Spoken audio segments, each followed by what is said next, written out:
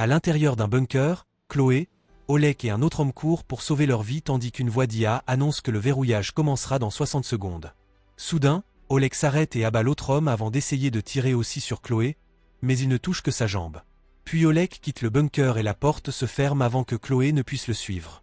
Entendant un grognement à proximité, Chloé commence à traverser le tunnel et parvient à se glisser sous le volet juste à temps. Cependant, l'autre homme reste coincé et attrape les jambes de Chloé, la suppliant de ne pas le quitter. À ce moment-là, un monstre apparaît de l'autre côté et entraîne l'homme, permettant au volet de se fermer complètement. Chloé trouve ensuite un ordinateur et envoie un message de détresse. Elle explique que l'installation est attaquée, qu'elle a été mise sous scellé pendant 24 heures et qu'elle est la seule survivante. Si quelqu'un veut Adam et ses recherches, il doit la sauver. Ensuite, Chloé nettoie sa blessure et retire la balle, elle se lave aussi et prend de nouveaux vêtements dans les casiers. Entendant à nouveau le grognement, elle décide de se cacher derrière un meuble. Le monstre s'approche et tend la main, mais il voit son visage et n'attaque pas. Pendant ce temps, le mercenaire James reçoit un appel vidéo de sa femme enceinte, qui s'énerve lorsqu'elle le voit en tenue de travail alors qu'il était censé rentrer à la maison. James explique qu'il a accepté une mission des opérations spéciales et promet que ce sera la dernière pour un certain temps car elle est suffisamment bien payée pour une belle maison. Ensuite, James et son meilleur ami Marshall montent dans un avion avec l'ex-mercenaire de Marshall, Rachel. Pendant le voyage, Rachel explique les détails. Ils doivent entrer dans un laboratoire de recherche biologique en Bosnie pour sauver Chloé sans se faire repérer. L'équipe d'Oleg a déjà essayé de pénétrer dans le bunker et cela a entraîné 12 victimes civiles. Maintenant ces soldats sont dans la zone en train d'essayer de trouver une autre entrée. Les mercenaires ont également des équipes sur le terrain qui ont déjà trouvé 2 tunnels d'évasion, donc Rachel rejoindra l'équipe Alpha pour entrer dans l'installation tandis que James et Marshall doivent rejoindre Bravo pour offrir une couverture. Un hélicoptère viendra les chercher plus tard. Une fois arrivés dans la forêt, James et Marshall voient l'un des hommes d'Oleg à la recherche d'une trappe avec un détecteur de métaux. Lorsque le gars les voit aussi, il s'enfuit immédiatement, ce qui déclenche une course-poursuite. L'homme essaie de se cacher derrière un arbre, mais le reste de l'équipe Bravo le retrouve rapidement. L'équipe veut le tuer, mais James choisit de l'attacher à un arbre à la place. Le prisonnier ne cesse de répéter que « les Néphilim arrivent », mais James pense que c'est absurde. Bravo s'en va en laissant le gars à l'arbre. Pendant ce temps, l'équipe Alpha utilise un petit explosif pour faire un trou et entrer dans le bunker. Il trouve un homme blessé sur le mur et lorsqu'il se retourne, il révèle un visage en train de muter. Soudain, l'homme charge vers eux et l'équipe ouvre le feu, mais cela ne suffit pas à l'arrêter et il envoie un mercenaire voler. Dans la forêt, l'équipe Bravo découvre que leur prisonnier s'est échappé. Puis une bombe explose près d'eux, alors ils courent se mettre à couvert et ripostent alors que les hommes d'Oleg ouvrent le feu sur eux. L'un des membres de l'équipe est immédiatement tué et un autre est grièvement blessé. Les bombes continuent d'exploser dans la zone et Marshall est renversé, mais il récupère rapidement et continue de tirer, pour finalement se retrouver coincé derrière un arbre. James est également renversé par une bombe, il traîne donc son corps au sol pour récupérer son arme, puis il court parmi les arbres pour tuer les derniers ennemis afin de sauver Marshall. Il rencontre également le prisonnier de tout à l'heure et cette fois, il n'hésite pas à lui tirer une balle dans la tête. Ensuite, James et Marshall aident leur coéquipier blessé, mais ils entendent d'autres ennemis arriver alors ils le cachent après avoir pansé sa blessure. Puis ils se mettent à couvert et remarquent que les hommes d'Oleg ont trouvé leur autre coéquipier, qui n'était pas réellement mort et qui se fait tirer dessus à plusieurs reprises par l'ennemi. Le groupe d'Oleg amène alors un chien pour les chercher, Marshall n'a donc d'autre choix que de tirer sur le maître. Une nouvelle fusillade commence et le duo tue autant d'hommes que possible en courant à travers la forêt. Bientôt, ils sont à court de balles et d'autres explosifs explosent à proximité, leur seul choix est donc de sauter de la falaise et dans l'eau. Le fort courant pousse le duo pendant un moment. James parvient à s'accrocher à un rocher et remarque une cascade, il s'inquiète donc pour Marshall, qui semble nager à proximité. Ils reviennent sur Terre et se faufilent pour atteindre le lieu de rendez-vous, mais ils ne voient pas l'équipe Alpha dans les parages. Une dispute éclate car Marshall veut attendre le ramassage comme prévu, mais James pense qu'Oleg les trouvera bientôt. À ce moment-là, des aboiements se font entendre au loin, alors Marshall accepte de se cacher dans une grotte. Le duo doit ramper dans des tunnels étroits jusqu'à atteindre une zone ouverte, où ils sont ravis de trouver une trappe sous des rochers. Ils les éloignent immédiatement et entrent dans le bunker. Au même moment, Oleg et Jonah trouvent le mercenaire blessé et le tabassent en lui demandant où se trouve l'entrée du bunker. Soudain, un sac mortuaire commence à bouger et Oleg l'abat avant de forcer le mercenaire à l'ouvrir. À l'intérieur, il y a un monstre, auquel Oleg met le feu tout en expliquant que c'est la raison pour laquelle ils ne peuvent laisser personne entrer dans le laboratoire. Dans le bunker, James et Marshall se promènent et trouvent du sang partout mais aucun corps. Il y a quelques armes et balles sur le sol qu'il ramasse avant de continuer à chercher.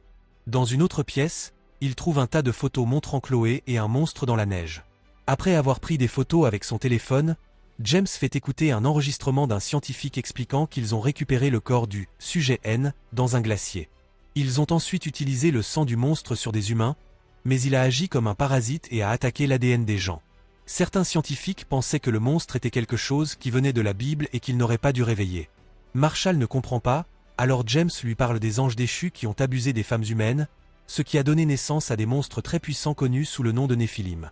Ces monstres ont déclaré la guerre aux hommes et l'humanité a failli disparaître, mais Noé a ensuite construit l'arche pour les sauver et le déluge aurait tué tous les Néphilim. À ce moment-là, ils entendent des grognements et James part enquêter. Lorsqu'il sent une présence derrière lui, il la suit dans le couloir et entre dans une autre pièce. Après avoir entendu d'autres bruits étranges provenant de la ventilation, James voit Chloé derrière les meubles et lui parle. Elle l'avertit que les monstres sont attirés par le son, mais il est trop tard. Un monstre apparaît au-dessus d'eux et jette James au sol, ce qui lui fait lâcher son arme. Le monstre atterrit alors sur James et répète ses paroles d'une voix grondante. Avant qu'il ne puisse s'attaquer, Chloé apparaît derrière lui et le frappe avec une hache. Alors que le monstre se tourne vers elle, Marshall apparaît et ouvre le feu. Les balles ne lui font aucun mal et le monstre s'échappe par le conduit d'aération. On entend beaucoup de grognements dans les conduits d'aération et Chloé dit au duo qu'ils doivent partir avant que le monstre ne les poursuive. Le trio se précipite vers l'entrée, mais ils se figent lorsqu'ils découvrent que le groupe d'Oleg est arrivé. Ils essaient de revenir par le même couloir, mais voient le monstre qui leur bloque le passage. Alors que la bête se rapproche, Chloé remarque un autre conduit d'aération et le trio saute immédiatement à l'intérieur. Ils rampent aussi vite que possible tandis que Chloé voit le monstre en dessous d'eux. Le groupe se fige pour éviter de faire du bruit, mais Marshall fait accidentellement jouer l'enregistreur. Il l'éteint rapidement mais le monstre les a déjà entendus et atteint l'intérieur du conduit d'aération, saisissant le pied de James. Chloé et Marshall continuent leur chemin jusqu'à atteindre une pièce pendant que James tire sur le monstre pour le faire lâcher prise. James rejoint ensuite les autres dans la pièce, où Chloé vomit.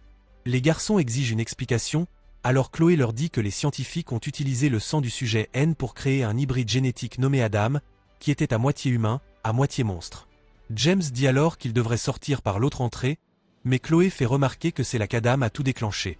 Plus de 20 employés ont été infectés et sont devenus les monstres qu'ils combattent maintenant. James se souvient que la carte montre un troisième tunnel, ils doivent donc le trouver pour s'échapper. Après que Scholl ait vomi à nouveau, le trio quitte la pièce.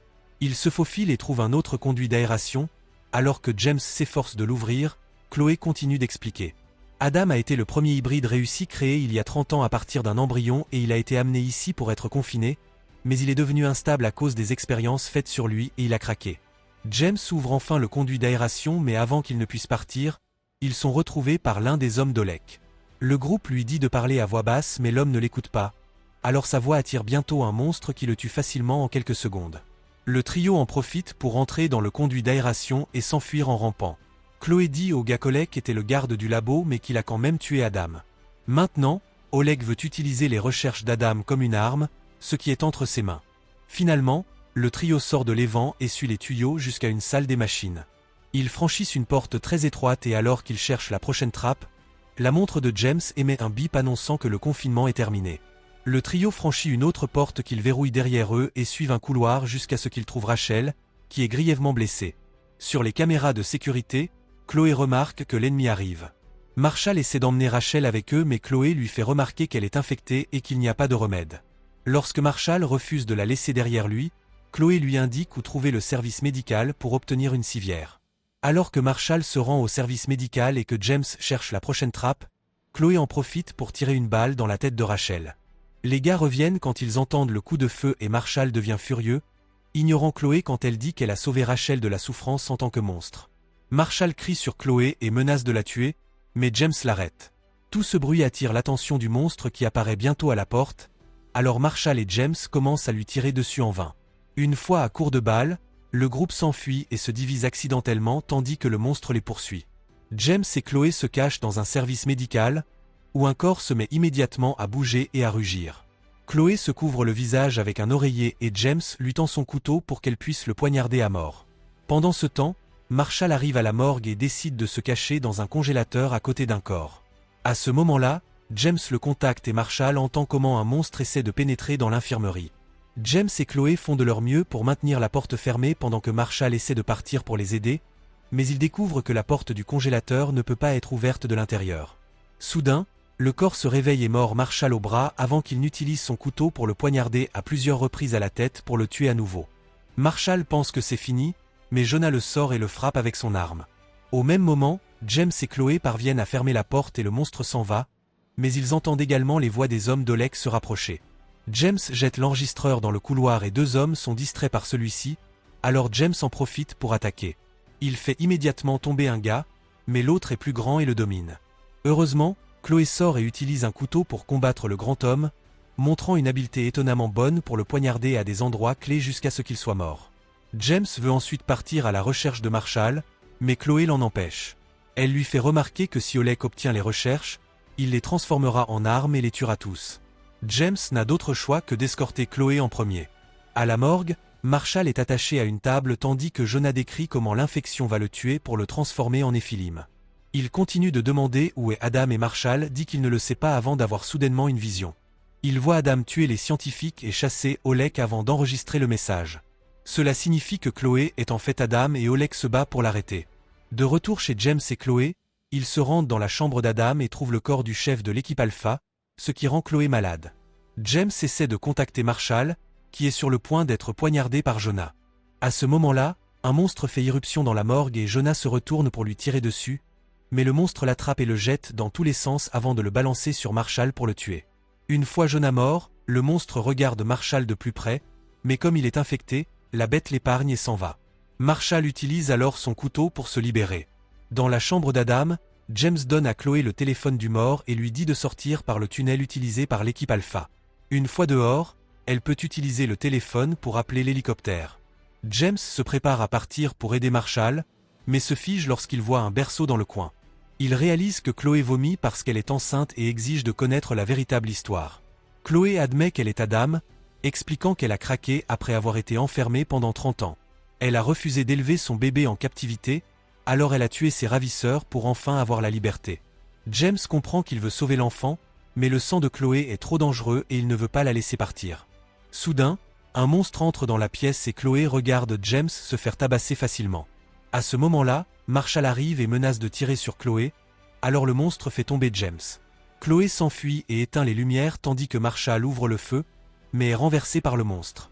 James trouve un lance-flamme laissé par les soldats et l'utilise pour brûler le monstre jusqu'à ce qu'il soit mort.